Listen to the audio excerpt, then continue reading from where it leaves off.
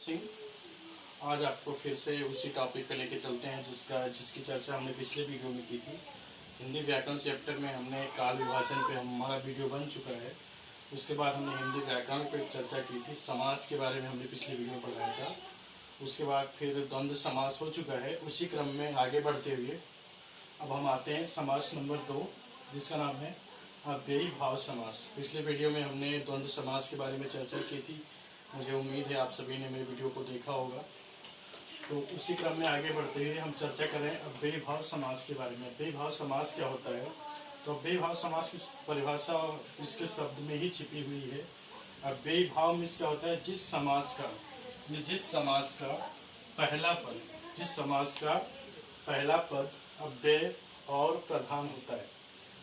परिभाषा बहुत सिंपल है। जिस समास का पहला पद अव्यय और प्रधान होता है उसे अव्ययी भाव समास कहते हैं। इस समास की प्राथमिकता ये है कि इस समास का जो हमने पिछले वीडियो में बताया था और सारे समासों में नियम लागू होता है कि हर एक समास में दो पद होते हैं। एक होता है पूर्व पद और दूसरा होता है उत्तर पद, यानी पहले वाला पद और बाद वाला पद। तो इस समास में जो पहले वाला पद होता है, जिसको हम पूर्व पद बोलते हैं, वो अव्यय होता है और अव्यय के साथ साथ वो प्रधान भी होता है।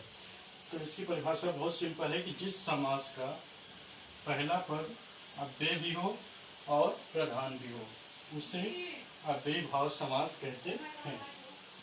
जैसे एग्जाम्पल यहाँ पे लिखे हुए हैं, एक एक करके हम समझा रहे हैं, आप लोग ध्यान से देखेंगे। जैसे पहला एग्जाम्पल है यथाशक्ति। यथाशक्ति में दो पद है, एक यथा है और दूसरा शक्ति है। यथा को हम पूर्व पद यानी पहले वाला पद बोलेंगे और शक्ति को बाद वाला पद यानी पर पद बोलेंगे। तो इस तरह से यथा शब्द जो है वो अव्यय भी है और साथ साथ प्रधान भी है। तो इसका जब हम इसकी व्याख्या करेंगे तो इसकी व्याख्या होगा यथाशक्ति को होगा शक्ति के अनुसार, यानी ऐसे यथाशक्ति मतलब अपनी शक्ति के अनुसार। तो यथा शब्द अव्यय है और प्रधान है, इसलिए ये अव्ययी भाव समास हो गया। इसी तरह से दूसरा पद है अधिहरि।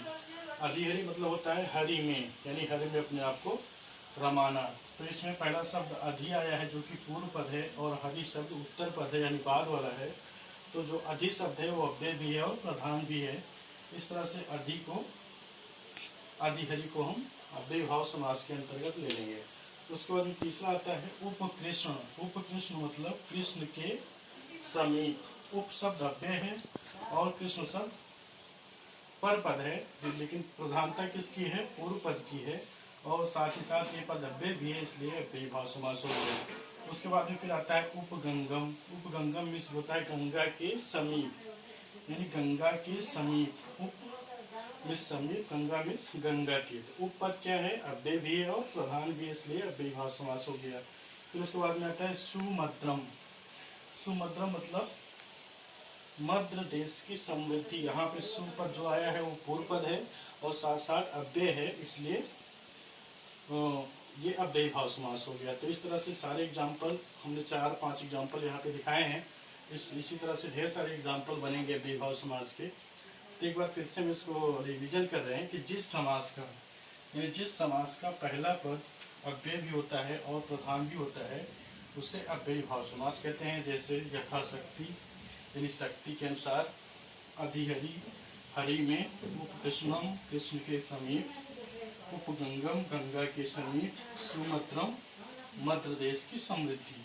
इस तरह से इसका एक सूत्र भी होता है जो कि 16 पदों में हम अव्ययी भाव समास का प्रयोग करते हैं। उसकी चर्चा हम लोग अगले वीडियो में करेंगे। तो इस तरह से अव्ययी भाव समास आप लोगों का मुझे उम्मीद है कि समझ में आ गया होगा। बहुत ही सिंपल परिभाषा है, साधारण सी है। बस हमको पकड़ना है कि अव्यय पद को और उसकी प्रधानता को।